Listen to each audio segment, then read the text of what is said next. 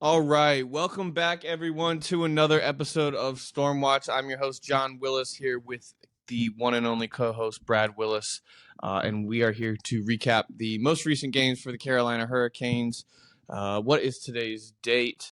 March Today's the 25th, 24th. we'll say. We're recording this on March 24th. This will probably come out on March 26th. Maybe I'll get it out tomorrow. We'll see what happens. But yeah, overall, a very positive week for the Hurricanes. We ended the week last week with a 7-2 victory over the Ottawa Senators. But we started this week on Tuesday with an away game versus the New York Islanders. Took that one by a score of 4-1. Then 2 days later, we played against Philadelphia at home, a 3-2 overtime victory. And then that game was followed up by a away game in Washington. That was a loss, 6-7 in the shootout was the final score of that one. And then today was the Maple Leafs, who we won 2-1 against at PNC Arena. So Good week overall.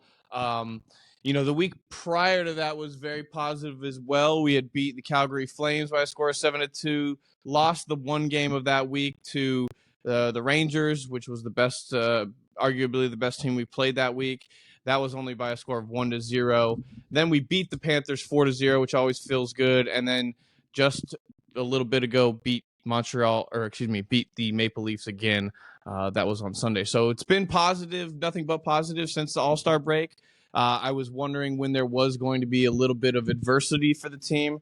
It did show up just a little bit here this week, particularly with the Philadelphia game and then the unfortunate result of the Washington Capitals game, which was the lone loss of the week. But they ended up the week very strong. So things are definitely back kind of where they started, in my opinion, on the week for the Hurricanes, which is all systems are go. The team is Canes cooking. have won during the month of March so far. The Canes are 9-3. Mm-hmm. Mm-hmm. And that's starting the month off with the loss against Winnipeg. No, the Canes are playing really well. I don't really know what criticisms I have. What you can see how good things are going by how big that victory sip I just took was. It's massive. No, they're playing really well. I will say this. The Washington loss on the shootout was one of the strangest games I've seen in a long time. Yeah, definitely one of the weirdest games.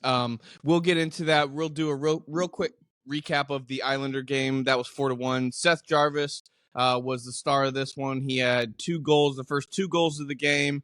And then, we had a Martin Necas power play goal and then a Jake Gensel goal as well. Kuznetsov was very prominent in this game. All of this game was pretty much done by the end of the first period. Necas got a goal with 2 seconds left in that period to make it 3-0. Islanders would get 1 in the third, but then Jake Gensel would get the empty netter. Pretty much, just a Hurricanes game throughout. Shots were 34-31 in this one. The Hurricanes were 1-for-1 on the power play. The New York Islanders were 0-for-1. There was a fight in this game, wasn't there? Brendan Lemieux got in a little tilt in this game. I he can't made short work of it. Yeah, I can't remember who it was against. Not the most entertaining fight. Matt Martin. Yes. Actually, you know what? I don't actually remember this one. There wasn't much going on. Not much? Okay. Neither one could free their hands, and they kind of tumbled to the ice, I think. Okay. But anyways, they take that one by a score of 4-1. Like I said, all the work was done at the end of the first period, and then they just kind of rode out that game. Yeah. We could have went home after 20 and saved some wear and tear. Yep. Then the next game, like I said, was against Philadelphia. They they lost to the Carolina Hurricanes by a score of 3-2. That was in overtime. Jarvis got the game winner on that one, so he stays red hot. He's been hot at the end of last week. He stays hot coming into this week. Ton of goals this week. Martinook got on the board. Chatfield got on the board. That would make it 2-1. Then Konechny in the third period, about halfway through, he gets his 28th of the season to make it 2-2. And then in overtime, like I said, Seth Jarvis, who would receive a bobbling puck passed over to him by his buddy Brent Burns. And then he's able to elevate just over the pad. It actually tips off the pad of Airson is the keeper for Philadelphia in that one. And then, just one of the weirdest games I've seen was the next game there versus the Capitals. Aho and Gensel are dynamite together. Jarvis stays hot as well. I've got just a couple notes from this one. Like I said, it was a really weird game, but one thing I did just kind of take note of is Gensel's constantly doing good things with the puck in the offensive zone. He's, so consistent, and he's Aho has become as consistent as he's been throughout his career. So now we got two guys that are, basically point per game players. Yeah. He constantly factors in on goals. He's exactly what Carolina has needed, a winger who is the real deal in the offensive zone. And then I wrote down this because I was pondering, the past 2-3 years, who's been the most consistent winger for the Carolina Hurricanes? We'll come back to that question. Don't answer it now, but I want to get back to that one. And then Kuznetsov is just icing on the cake as well. I think making sure he's feeling okay and playing with the right line mates. I think he could score 25 goals for us, no problem, with 40 or 50 assists for us. So I do think his attitude is a big driver of the way he plays. Yeah. He needs to have fun to be consistently getting points, I think. But, as long as we can keep him happy, there's no reason to think he's not going to be dynamite for us. Okay, real quick, expected goals for Gensel. Expected goals, 60 minutes, 1.61. His goals per 60 minutes, 1.23. Wait, since he's been on that doesn't make sense. No, just for the career, just for the year. So it has Pittsburgh stats included. He has more than one goal per game. That's not right. Per 60 minutes. He only plays 20 a game. Okay. Yep. So very nice. Aho is 1.35 goals per 60 minutes. Okay. These are good stats. I like this. So Aho stands out because his expected goals is less than his actual goals. It means he's scoring goals he shouldn't be scoring. Oh, really? That's good. Well, yeah. One of them happened today. Anyways, Aho gets it going on this one.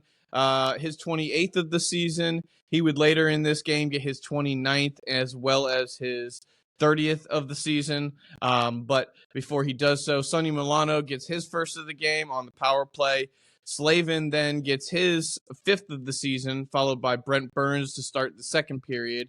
Ovechkin gets another one on the power play, so that's 2 power play goals for the Capitals so far. Yeah. Sonny Milano would then get his 2nd of the season with the highlight goal of the season for him probably, where he kind of juggles it over Kochetkov. Just a really interesting play on that one. Nothing Kochetkov could really do. And to be honest, I don't really fault that. What's that? I'm going to give Milano credit for that, but who knows? He might have just been reacting to try to control the puck. Yeah, I think there's a little bit of that, but I think initially his first touch was to hit it up into the air. It looks like that to me. Anyways, Sebastian Aho then would get his 29th, and Brady Shea would get his 11th. So the scoring would just go back and forth in this one. It was 1-0, then 1-1, then 2-1, then 3-1 for the Hurricanes. Then they would tie it up 3-3. Then the Hurricanes would go up again. What is that? 5-3. Then it would be 5-5. Is this right? Yeah. And then and then Jarvis on the power play late in the game, followed by Connor McMichael, and then Sebastian Aho takes a shot from Marty Necas, a one-time shot off of his shin, and just kind of goes into the net. So good things happen when you shoot the puck. I kept writing that because it seems like every time there was a lead change in this one, it was going to come right back. So, go ahead. The Capitals' 5th goal that you kind of hesitated finding where it was, that was that Necas own goal. What I'm calling Necas own goal.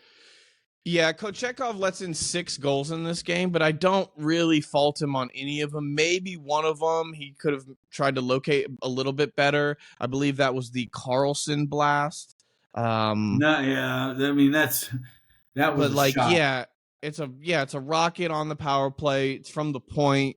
So like I said, I don't really fault him on any of them. Maybe one or two you could ask him to play a little bit better, but I don't know if he's ever going to stop them. Shots were only 31 for the Hurricanes to 25 for Washington. The score was 6-7. And the shootout is how it got settled. Kuznetsov got saved, Sonny Milano missed, then Svechnikov missed, then McMichael for Washington missed, then Gensel missed, then Ovechkin was saved. Good save by Kochetkov on that one.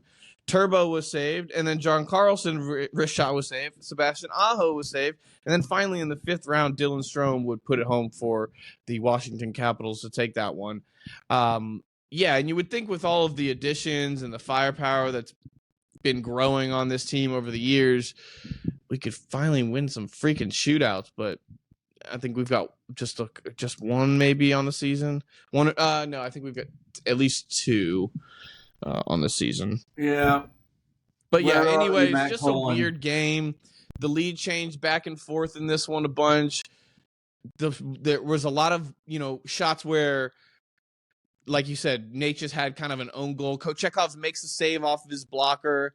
Then it deflects up, and Nate just is trying to swat at it this way to get it out of the goal area, but he misses, and then the puck ends up hitting his stick on the backside and then coming back into the net. Just weird stuff. So you Aho just kind of the goal off his shins. Yeah, Aho gets hit the tying goal to send it to overtime off his shins. There were 3 goals overturned. It was a weird game. Yeah, there was. Yeah, there was a goalie interference called against us. Then there was an offsides against us that got taken back. Scored on both of those. Yeah, just one of the weirder hockey games I've seen in a long time. What's that? Washington had an offsides taken back as well. They did have one taken back as well, yeah. I'd like to talk about the so-called interference call, because that was really a bad call, in my opinion. Is that the Gensel one? The end of the game? I don't think it was Gensel. Who went through there? You're talking about the goaltender interference call? Yeah. Kuznetsov, the one that got pulled back on us? Yeah. Kemper is engaging Kuznetsov, who is, I believe, outside of the blue. He starts his engagement just outside the blue, but Kuznetsov's skates go into the blue and do make contact. Now, a similar play happened against Carolina later in the game, where I believe is when they took the lead 6-5. Rod decided not to challenge at the time because that goal was a power play goal, or they were about to go on the power play. They were about to go on a power play. It was a delayed penalty, I think. Yeah, right. So then if he challenges, not only does he get a penalty because there was about to be a penalty called, then he would have gotten another penalty, so it would have been 5-on-3. So he makes the right call because it's just not worth it, even though you're down 6-5 with, what is it? Yeah, like 6 minutes to go. Ultimately, it was the right call because Aho just can't be denied. But yeah, just a strange game. Okay, moving on to the last game, which is the one that just ended. This one was a great game by the Hurricanes. The score was 2-1, but the score easily could have been 5-3 in this one, something like that for the Hurricanes. I would say that the Hurricanes Wall had a good game for the Leafs. Wall had a good game. Anderson had a good game. Yeah. Brady Shea gets us started with his 12th of the season. That was early into the game. Just over a minute had passed. I had some Leaf fans next to me. They were disappointed early. It would stay that way the rest of the night. That's always good. Then Sebastian Aho later in the period would score his 31st of the season on the power play. This one was one of those kind of fluke goals that you mentioned. He tries to make a pass after some really good cycling of the puck in the offensive zone movement. The Canes were good on the power play all night. They were not rewarded, but I thought they were really puck movement was good. Like you said, Wall was good. They were just so close to getting a power play goal, another power play goal tonight. Sebastian Aho does get one. He's basically trying to throw it across the slot to Svechnikov. It takes a deflection, I believe, off of Morgan Riley's skate. Could have been another defenseman for the for the Maple Leafs, but goes through Woll's legs there. So that was ultimately the game winner, but the Hurricanes did have a bunch more good opportunities after that. In the first period alone, they could have put back 4 goals probably. If you'll recall the last game versus the Maple Leafs, the Leafs got out to an early lead because of a bunch of good opportunities they had, particularly kind of breakaways and stuff. Hurricanes were able to battle back in that game, but this game we definitely had the offensive jump, at least early. Toronto did manage a bunch of good opportunities later in the game. Anderson was good. Anderson was the cause of some of those really good opportunities as he catches the puck, I believe, in the third period and tries to clear it up the middle of the ice. Matthews bats it out of the air.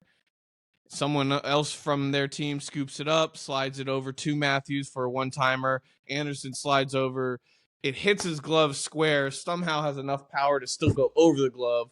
And then Brady Shea is there to kind of deflect it, kick it away with his skate, just as Matthews is trying to come in and tap in his own rebound. So good work by Anderson, but he almost messed it up big time. But yeah, the Hurricanes were really good offensively, particularly earlier in the game. They could have had significantly more goals. The Maple Leafs also could have had more goals in this game, in my opinion. Svechnikov was more active in this game than he's been earlier in the week. That being said, he still takes 2 stupid penalties in this game. Both Burns and Svechnikov both took penalties in this game. 2 penalties. I don't remember the first one by Burns, but the second one, the tripping one, was a bad. You just don't take him down. There's no need to. It's a not dangerous player it was William Nylander, but he was on his backhand. Yeah, I don't know. John, you saw that live. I had the benefit of instant replay. Yeah, Nylander loses his edge.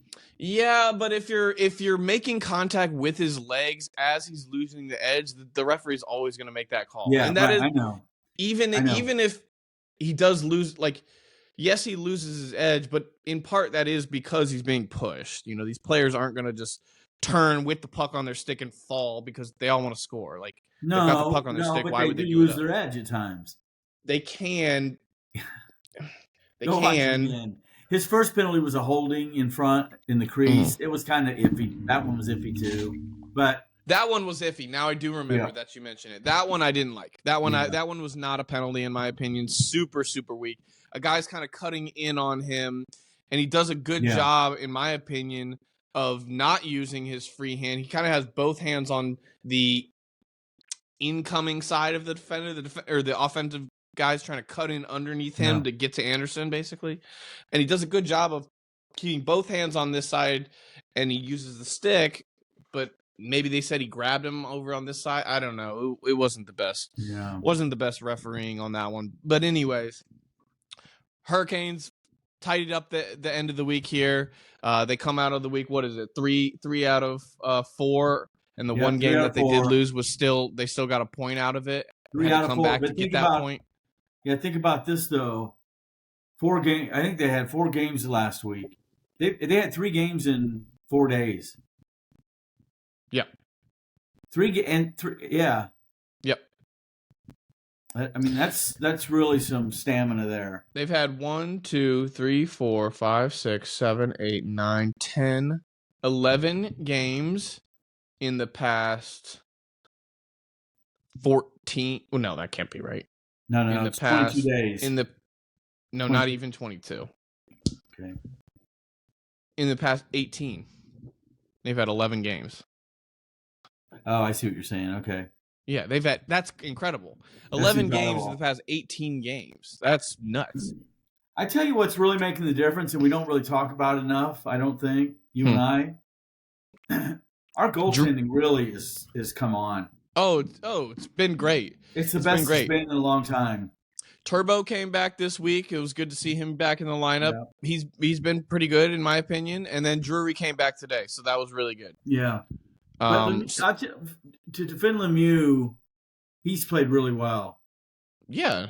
And in my mind, unless it causes some positional angst for Brind'Amour, Drury and Lemieux is a coin toss, in my opinion. No, I disagree. Okay. Drury definitely can drive more of the play. Lemieux will be in the right spot to finish off some plays, but he's not going to be able to he's not as good of a passer. Lemieux's good. I think he's being deployed perfectly.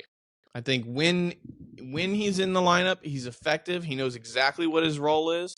He agitates, but he doesn't do it in a way that's going to draw any unnecessary penalties. It seems like so far, like, I would say that Bunting also kind of played that agitation role a little bit, but to less effect. Okay. So on the season, expected goals per 60 for Lemieux, 0.67. Goals per 60, 0.76. Okay, so he's out shooting his expected goals. That's Drury, good. expected goals, 0.74. Goals per 60, 0.62. Yeah, okay. Well, like I said, he's driving more play. He's just not finishing, and you said... Yeah. Yeah. All right, well, there's a couple other topics I want to talk about. Everything is rolling for the Hurricanes. Is there anything else you'd like to say, just kind of about the team in general? I've got some things I'd like to say regarding you proceed. Free agency coming up, okay? Yeah. So this is definitely going to be a big topic as the season kind of winds down, especially going, once playoffs wrap up as well. So the team has a lot of free agents coming up. Do you happen to have the full list? Let me see. I'm looking at Cap Friendly right now. All right, so who's UFA and RFA for next season? Who needs re-signed next season that's currently on the roster? Okay, UFA. List them all. I will. I'm going to list the UFAs first. UFA Teuvo Teravainen. He makes $5.4 million. UFA Jake Gensel makes 4.5. That's it. Yeah. Yeah, I know. UFA Jordan Martinook makes 1.8, and Steph Nason makes $762,000. Defense is where it gets a little bit tricky. Brady Shea 5.25, Brett Pesce 4.03. Then we get into Tony DeAngelo 1.675 million a year, and then another bargain player, Jaden Chatfield's UFA, $762,000. And then Ront is the only goaltender that's a UFA next year. All right, so goaltending, you're locked up. You've got Kochetkov, You've got Anderson, you've got Martin. Let me read the RFAs. Okay, go ahead. Martin H's $3 million a year. Jack Drury, $925,000, and Seth Jarvis, $8. Can't hardly read that. $894,000.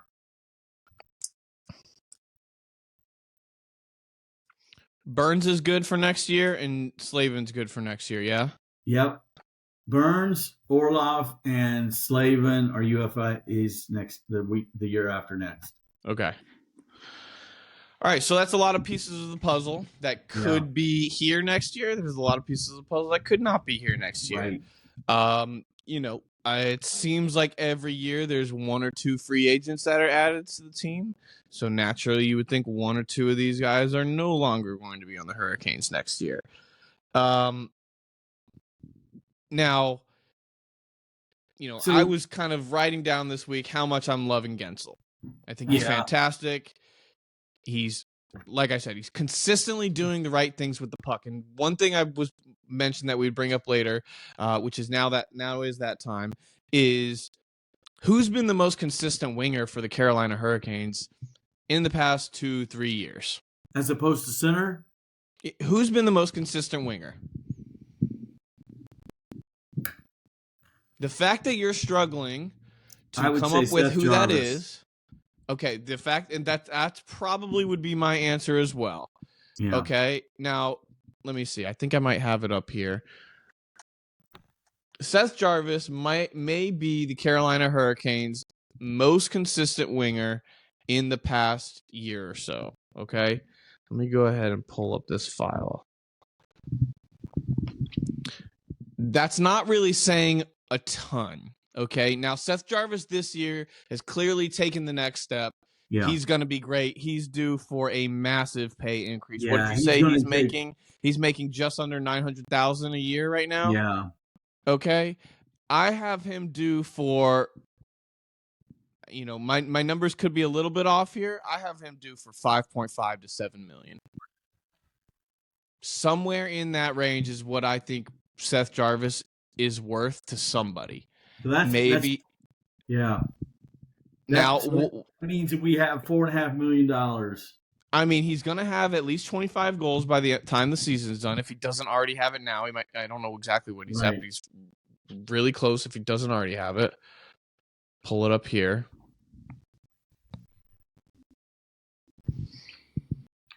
Yeah. And the reason I ask who's the most consistent winger is because now we have Jake Gensel.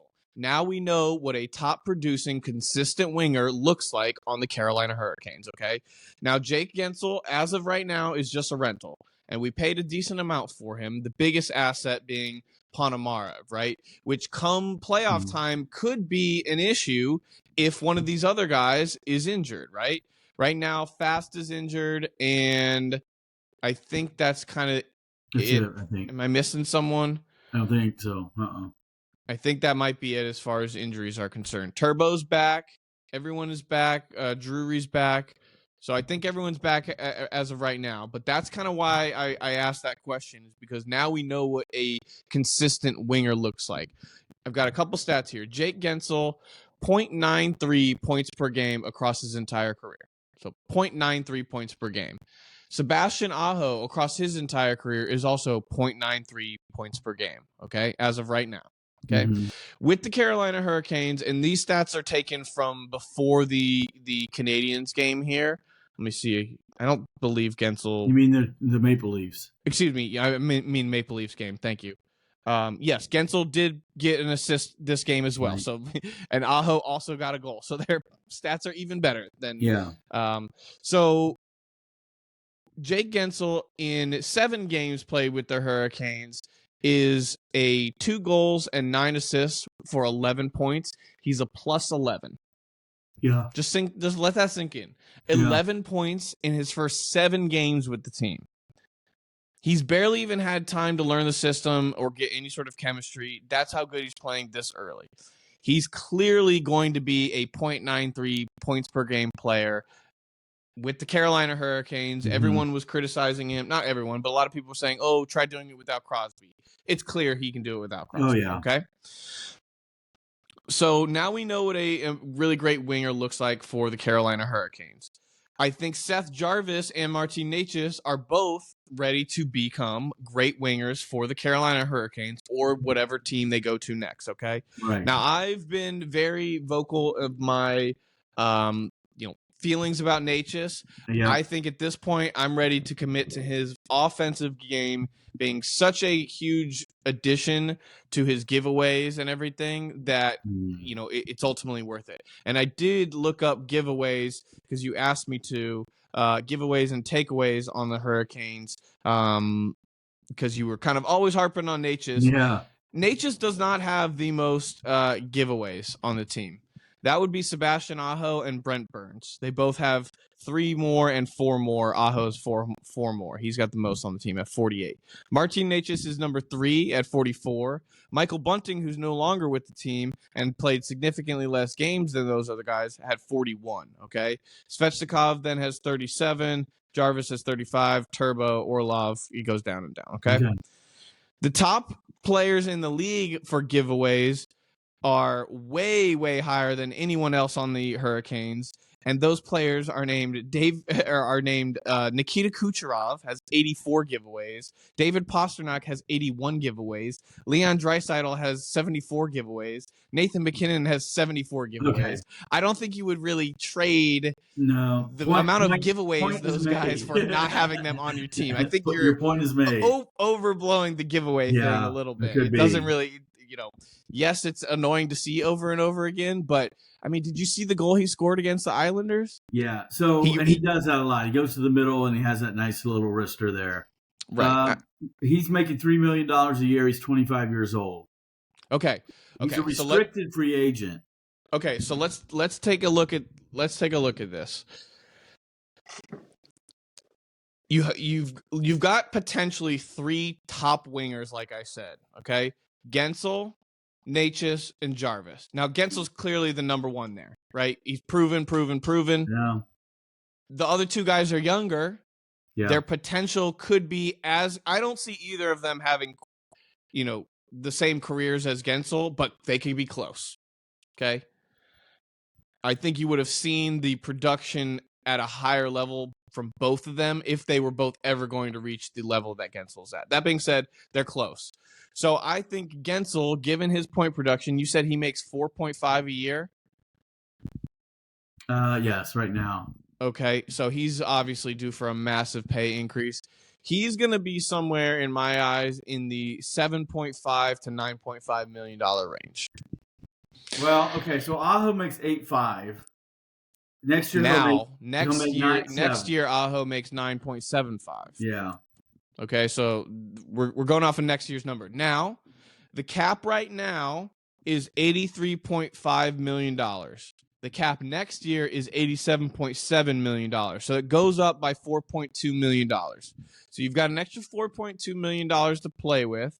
But I'm just going to go ahead and throw out the fact that Gensel, he's going to double what he's making now. So that eats up the $4.2 million.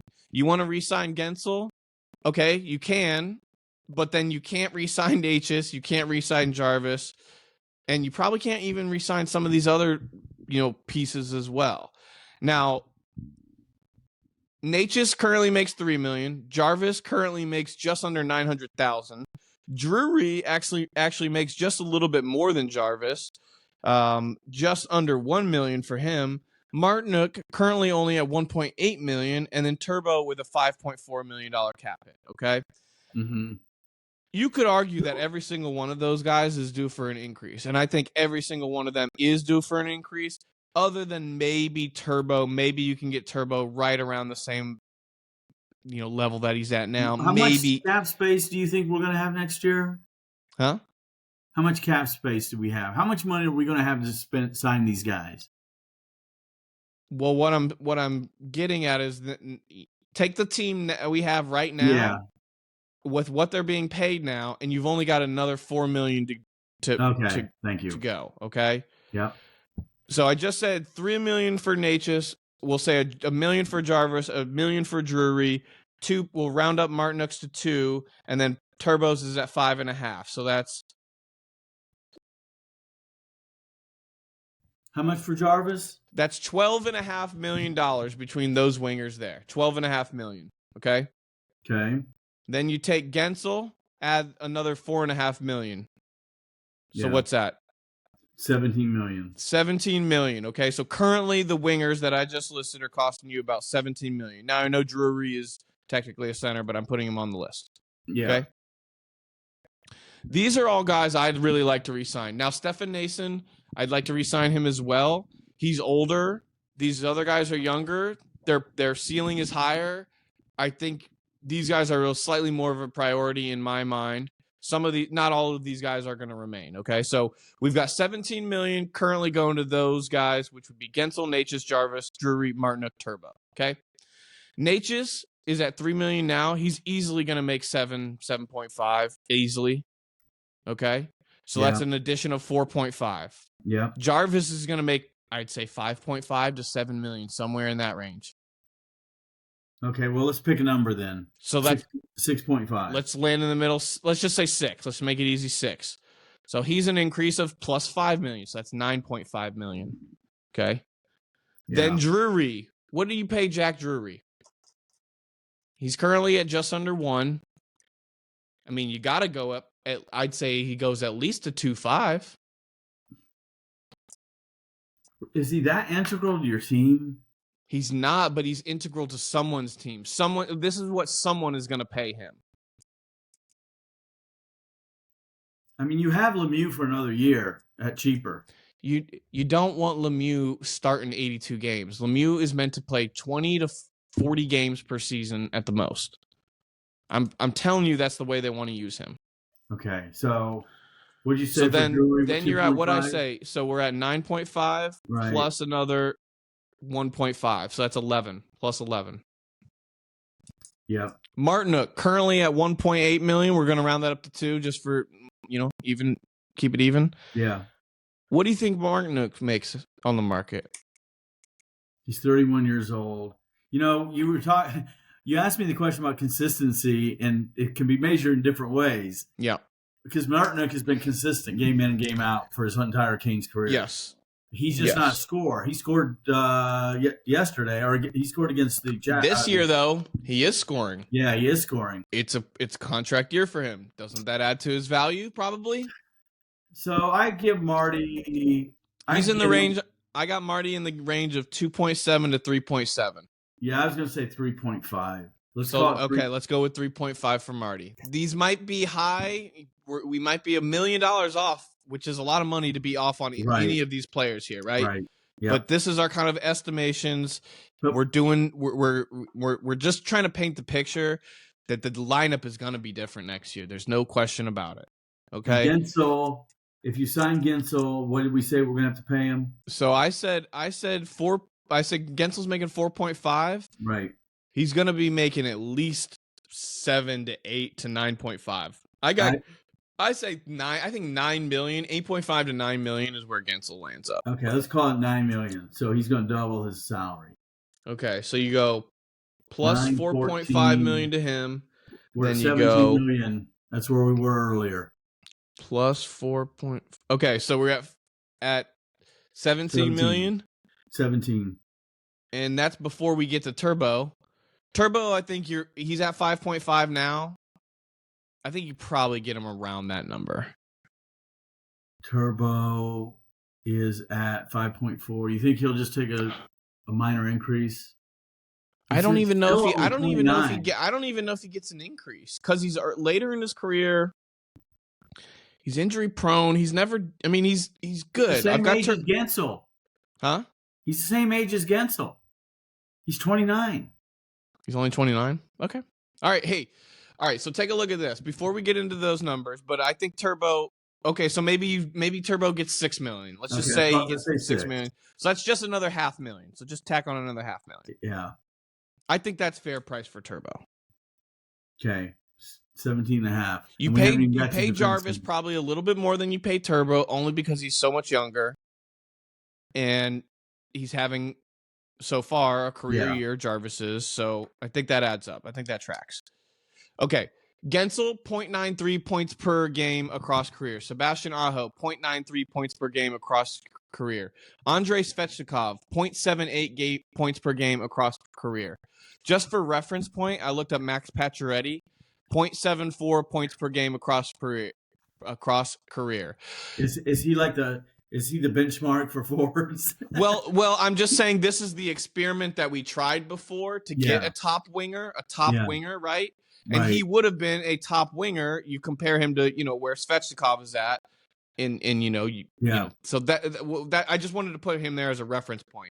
Martin Necas 0.68 points per game across career. Wow, that's hard to say. Tavo 0.685 points per game on his career, and then Seth Jarvis 0.615 points per game across his career. Now that's going to go up for Jarvis, but I just wanted to kind of list out those guys as I think what you're going to see is that their points per game is going to match up pretty closely with what they're getting paid relatively. Okay, so the one person we're missing on this list is Nason. Nason, that's fine. I just wanted to kind of ease. Okay, what's he make now, and what's he add? He makes $762,000. I think you can sign him for $2 million or less. I think he'll leave. I think he might leave because he's having a career year, and he can probably get more than we're willing to pay him. I think so too. If that's what you're valuing him at, then he'll leave because he'll think he can get 3.5 to 4 easy. You think so? Yeah, I think he will. Okay. All right, well, that's fine then. Okay, so put him at +2. So that's what are we at as far as our potential addition, what we would need to do to re-sign all the wingers? Those that we just listed, $17.5 million. Oh. Okay, so to keep everyone that we currently have, we would need to roughly increase the amount that we're paying them by $17.5 million. And I just told you that the cap is going to go up by $4.2 million. So that math doesn't add up. Who goes? Who stays? who do you try to target and then see what happens?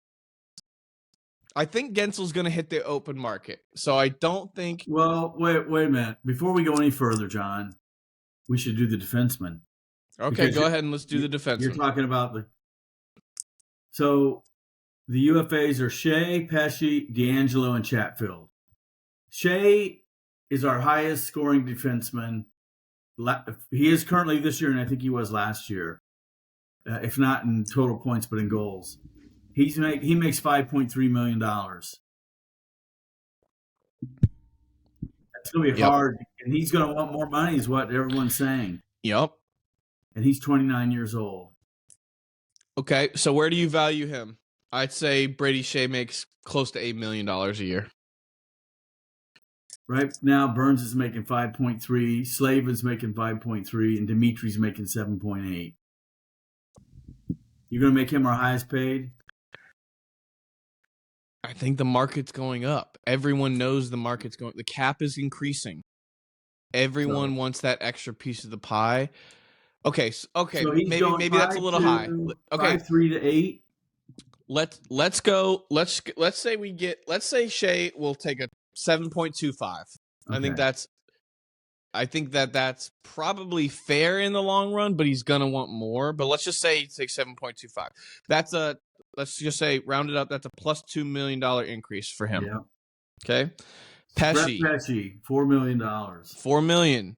I think Brett Pesce is going to want $6 million. A straight up right-handed defensive defenseman doesn't come. There's not a lot of those in the NHL. That's a hot commodity. I think he's going to get at least $6 million per year. We have two. The next two guys are right-handed defensemen. D'Angelo at 1.7. D'Angelo's gone. He's not going to play for the Hurricanes anymore. I don't think he's going to play for this team. And I do actually think he played a little bit. They dressed 7 forwards for the Flyers game, I believe. He only played like 3.5 minutes or something like that. Oh. And then Jason Chatfield makes $800,000. You're going to see. I'm just predicting this. D'Angelo is going to have a prominent role at some point this season. Some goal or some assist is going to be a big one, and it's going to be in part because of him. He can work the power play still. Okay. Chatty. He's certainly not getting a raise, D'Angelo. No, I think you're right. I think they're going to waive him. All right, so we'll just kind of throw him off the list. Yeah. Pesce, you're looking at $4 million to $6 million. That's another +2. Yeah. And then Chatty's set for a big old raise. He makes $800,000, so he's going to probably make 3.5. I'd say probably 3.5, 4. How old is he? I think that's a guy that the Hurricanes would love to keep. Yeah. Is he RFA or UFA? UFA. Ooh. Yeah. $3 million at least. At least. I'd say 3.5. 3.5. At least 3.5. So that's another plus 2.5 increase. Yeah. Okay, so you're looking at spending another $17 million to keep all of the forwards, and spending another, what did I just say, $6.5 million to keep those 3 defensemen, Shea, Pesce, and Chatty. What did we say about Nason? I don't know. We're dealing with small numbers with Nason. We said probably another $2 million increase for him, so that's $19 million. Yeah. Okay. If anyone is still following along, what we're saying here is that it's not going to be possible for the Carolina Hurricanes to keep the same lineup that they have right now. Right. And this is a lineup that is definitely a really good team, and definitely if you can run this back a couple times in a row, you're going to get a Stanley Cup. But they went out and they spent on Guentzel and they spent on Kuznetsov, and is no telling how long Guentzel's going to be a Carolina Hurricanes. It's probably going to be just this season. But you're still looking at spending an additional $13 million. You remove Guentzel from the situation to keep everyone else. You're still looking at spending another $13 million. It's just not going to happen. So some of these players that we're talking about, Drury, Martinook, Turbo, Natchez, Jarvis, they're going to get traded before the season's over. Not before the season's over, but before they become unrestricted free agent or become fully free agents, I guess is what I'm getting at. It's going to be We're going to tough. try to get some assets out of this. But yeah, this is the team that everyone wanted to go to the Stanley Cup. It's time to go to the Stanley Cup with this team. We have seven forwards on our list and 4 defensemen. Of the 7 forwards, list them in order of priority to you as general manager of the Carolina Hurricanes. If you had to prioritize these guys. That's a really hard question. It's really hard to prioritize them, especially with, Gensel, Natchez, Jarvis, right? Those 3. You could even throw Turbo in the mix, but I don't think Turbo's ever going to reach the same level of production as those 3. Maybe for a season or 2, but those guys are younger, except for Gensel. But Gensel's proven how productive he is. I really want to keep Gensel, but he's going to cost the most. I would love to keep Natchez. He's going to cost the second most. It's where you run the risk of falling into a trap of having a top-heavy team, like the Leafs and the Oilers, where they have these superstars, and the Penguins, which is even a worse case because they're all aging superstars. How sustainable is that model? So I guess one of my top priorities, I would say, out of those 3 is honestly Jarvis. Yeah.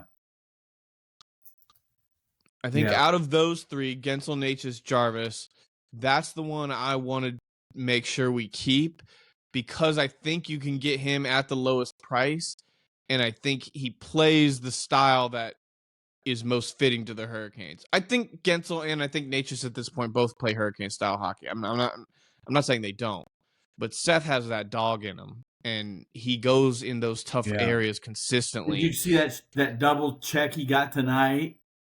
He got hit in the front, and another Leaf hit him from behind. No. He just gets right back up. Yeah, he just bounces back up, and he's at it for another shift. Yeah. He's an all situations guy. He's on the power play. He kills penalties. He's a dependable motherfucker. Okay. If you can get him for $5 million, it's probably the best money you've spent in a while.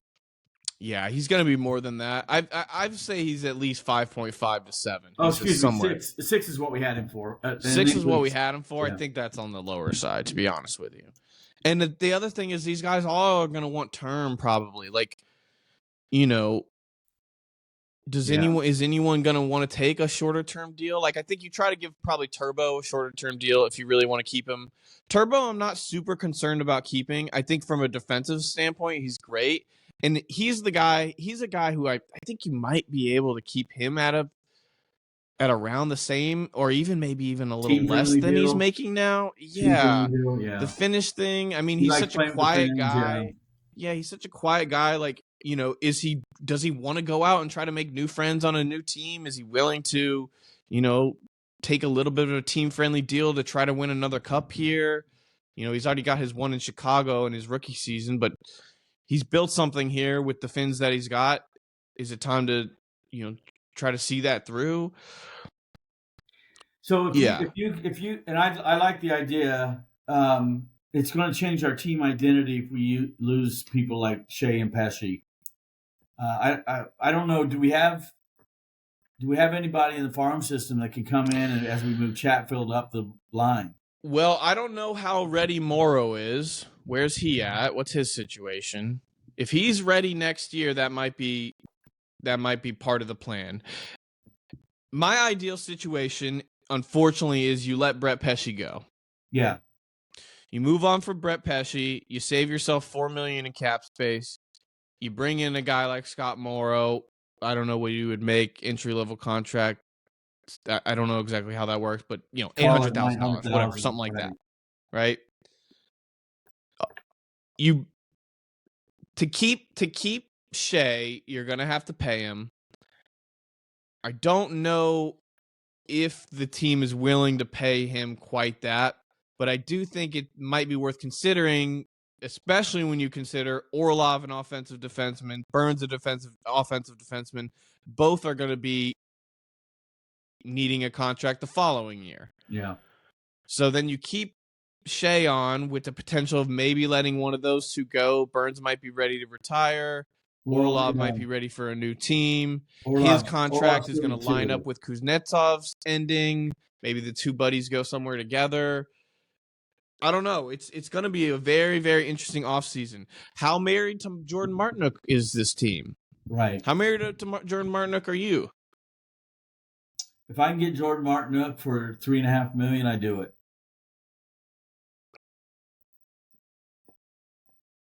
But I won't go much higher than that. Yeah. I don't go much higher than that either. Martinook is I think between Martinook, Fast, and 31. I think between Martinook, Fast, and Stahl, he's the one you pay the most out of those three. Yeah, absolutely. But both Fost and Stahl, his line mates, are both making about 2.9, a little bit 2.7, 2.9 million a year. Yeah. So that means he's at least worth that. And like I said, I think you pay him more than that. So do you give him $1 million more than that? He's coming in at close to $4 million. $3.5 to $4 million. We had him at 3.5. Yeah. So like across the board, some very tough decisions are going to be made. Look, you're going to lose a defenseman. You're going to lose one of these three top forwards, Gensel, Natchez, Jarvis. You're going to lose one of them.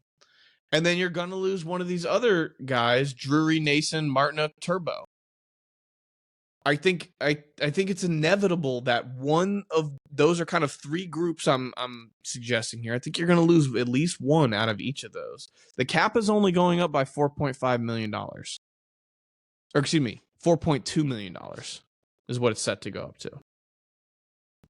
It's not a ton of extra wiggle room. So this is where something like the Ponomarev situation can kind of bite you in the ass. We no longer have Ponomarev. What happens if you let, Natchez go? Can you put Ponomarev, who's a center, can you put him on the wing and maybe he gets you 20 goals? Maybe he doesn't get you Natchez level, but in his first season in the NHL, he gets you 20 and you don't pay him what you are going to have to pay Natchez, which I've got somewhere in the region of 7.5 to 8.5 million. Yeah. So this is a really good conversation, but I think our attitude will change drastically if we win Stanley Cup this year. Oh yeah, of course. And I think the players' attitudes towards these supposed numbers we're looking at here might change as well. Maybe you get everyone to take a 10% discount because they just won a Stanley Cup. Maybe they want to try to win another. Back and do it again. Yeah. Yeah. These are all part of the negotiations that take place. And so that's why when you ask me the question, what's your priority? It's very hard to answer that question because it all comes down to the numbers. Yeah. So I would love to keep Brady Shea. I think, on a defensive standpoint, I think he's as good as Pesce. I think I've seen enough out of Pesce this year to know he's a very solid player. But there's some areas where, and there's some games where he'll have multiple mental lapses. Yeah, it's not just mental lapses. Yeah, it's not just. I was thinking about it. He has some great games too. He's Yeah. He's a good defenseman overall. I would love to keep him. It's just not possible with where the money's at and where the money's going to be. Don't count on him on scoring any goals or even assists. I don't know what his points total are, but I would probably estimate they're probably the lowest out of our D men. I think that of our 6 D men that started tonight for the Leafs game against the Leafs, I think Pesce's probably the one I am least invested in. Yeah, I would not have said that at the begining of this season. No. I would have said I'm probably most. But Brady has been just great this season. He was great last season. Chatfield, I think can definitely be the number 2 right-handed defenseman. I think he and Orlov get along well. Yeah, they're playing great. Yeah. All right. Lot to ponder if you're Don Waddell.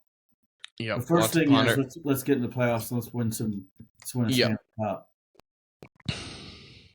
You remember? I don't know if you remember, but after we won the Cup in 2006, what our record was the following year? Not sure. We were one of the worst teams in the division. We still made it to the playoffs, no? Or Uh, no? Didn't even make it to the playoffs. The next year we did, yeah? I think maybe the next year we did. Yeah. We have to go back and look, but I just remember it being a terrible year. Well, that's what happens when you go for it all and then you get it.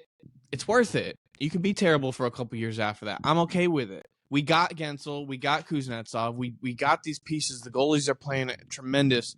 We're definitely one of the best teams in the league. The team's this is going to be our best chance. Yeah. Next year, regardless of how this year goes, you're not going to have as good of a chance next year. Like I said, you're not going to be able to keep all these players. Thus, your team is going to be different. You're going to get some cheaper players. You're not going to have as good of a chance. Yeah. You know? Yeah, strike while the iron's hot. So I wanted to look at just a couple things because, it's been all positive since the All-Star break. I wanted to just kind of make sure we double-check ourselves, just kind of take a check into where this team is actually at as compared to some of the other top teams in the league. The shootout loss to Washington was disappointing, especially just the nature of that game, and it just goes to show like this team can still lose games, and it was a weird game, and I don't really take away too much from that game, but they could still lose games, and they did lose this game. They did lose against the Rangers the week before. But I wanted to look at kind of some win streaks, which is something I've always kind of talked about on this podcast. From our Christmas episode, I wanted them to get a 5-game win streak. They did after that Christmas episode, but that's been our longest win streak of the season. We matched that with this most recent win streak. Right. But again, on our 6th game, we lost it in a shootout. We still get the points, so we're on a 7-game point streak right now. So everything is positive, in Hurricanes land. I want to make that clear. But, I just kind of want to double check to see where this team is at. So win streaks for this season: Edmonton Oilers 16 games, New York Rangers 10 games, Florida Panthers 9 games, Seattle Kraken also had 9 games. Then the Colorado Avalanche had an 8-game win streak. Edmonton Oilers 8-game win streak. Nashville, Winnipeg, Toronto, Knights, Ducks. The Ducks had a 6-game win streak. The Hurricanes haven't had a 6-game win streak. The Bruins, the Avalanche, the Red Wings, the Panthers, the Predators, the Islanders, the Rangers, the Predators again, the Coyotes, the Bruins, the Flames, and then finally you get to Carolina being tied for 20th in longest win streaks of the season with only 5, okay? Yeah. Now, it doesn't mean a ton, but it's something I like to harp on in terms of like the consistency of the team over long stretches of time. 5 wins in a row isn't a ton, right? It's good. And the team right now has got 7 points in a row. Everything is going good for the Hurricanes. It could be a little bit better, and I just wanted to kind of point that out. And I also took a look at past champions, what their win streaks were in the regular season.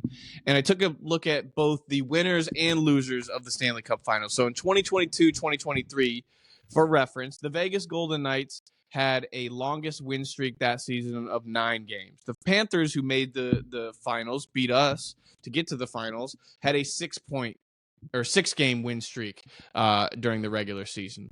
Then in the previous year, Colorado won the Cup. They had a 10-game winning streak, but Tampa Bay had 2 5-game winning streaks. They lost the Stanley Cup. We've had 2 5-game winning streaks. In the previous season, which was the COVID-shortened season, the Tampa Bay Lightning had 2 6-game winning streaks, and that was like 52 games, 54 games, 58 games, something like that, 50-something games. But they lost, or they beat the Canadiens, who weren't ever supposed to make it to the finals. No.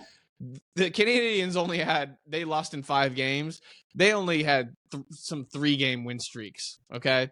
Yeah. And then in 2019-2020, so I took a look at the last 5 seasons, Tampa Bay Lightning won the Cup. They had an 11-game winning streak and a 10-game winning streak.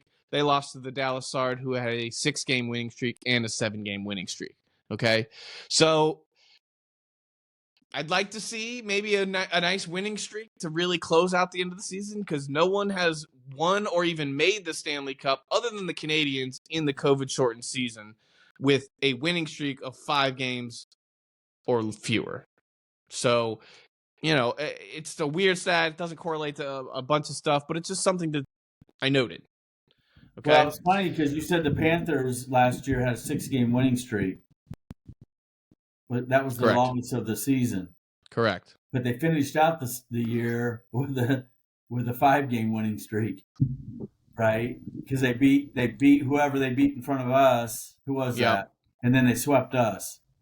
So there's 5 straight games. I don't know what they did in game 1 of the Stanley Cup, but I can't remember. But yeah, no, that's a good point. But you also mentioned the Edmonton Oilers, who are struggling right now to get a playoff spot. Yeah, but that's only because they started so terribly. They're going to make the playoffs. They'll be fine. That's the point. I think that hockey is a very streaky. Well, it's a momentum game, and I think that's your point. Is you get these long streaks, you get momentum built up. Let's get a big snowball going. Yeah. Right now we got a medium-sized snowball going. We need that thing to really roll into a big sucker. So let me just go a couple stats here. On the Carolina Hurricanes 2006 Cup winning team, they had win streaks of 9 games, 5 games, 5 games, 5 games. We've only had 2 5-game winning streaks this season. Mm-hmm. We had 4 of them the year we won the Cup, and 2 9-game winning streaks on top of those 5. So let's get it going. Let's win out. I'm not saying we got to win out the rest of the season, but Well, we got 3 winnable games coming up. The rest to close out March. Last year we had an 11-game winning streak, and we didn't have the roster we got now. Again, I just wanted to kind of bring it up. It doesn't mean a ton. I also did want to look at goal differential real quickly. Yeah. In 2023, 2024, the Carolina Hurricanes are 4th in goal differential. They are behind the Vancouver Canucks, who have a goal differential of 60, and the Colorado Avalanche and Florida Panthers both have goal differentials of 55, so one more than the Hurricanes. So we're right at the top. That's excellent to see. Mm-hmm. Last year, we were 7th on the list with a goal differential of 52, and that was at the end of the season. Right now, we've still got games on hand. We're still going to win more games than we lose from here on out, hopefully. And so our goal differential is going to be higher, okay? In 2021, 2022, we were 3rd on the list with a goal differential of 77. We were 3rd on the list in 2020 and 2021. And then we were 8th on the list in 2019, 2020. So just a stat I just randomly looked at. The Hurricanes have been at the top, near the top of that for some years going. But this year, it's the highest that it's been out of all of these years. Right? Is that what you have, 4th? You were 4th with a 54 goal differential, but we still got 9 games to play. Yeah. Okay? We were 52 goal differential at the end of 82 games last year. We were 77 at the end of 82 the year before that, so that's pretty good. We got to get back to that one. And then only 41st the year of 2020. That was the COVID lockout season. Okay. 56 games is what they played. All right, so I'm done with all my stats. Hopefully everyone made it here to the end of the episode. Is there anything else that you'd like to kind of say? Any parting words? The team is playing great. Like I said last episode, I think it's a Category 5. They're cooking with oil, gas, and gravy. No complaints other than just keep it going. So Tuesday we're at Pittsburgh. Thursday the 28th we're home versus the Red Wings. And on the 30th, Saturday, we're in Montreal to play Svechnikov. I want to touch on this real quick. Svechnikov is clearly fighting it. Something's going on. I mentioned last episode he's in a little bit of a mini slump. It's a full-blown slump at this point. He's not.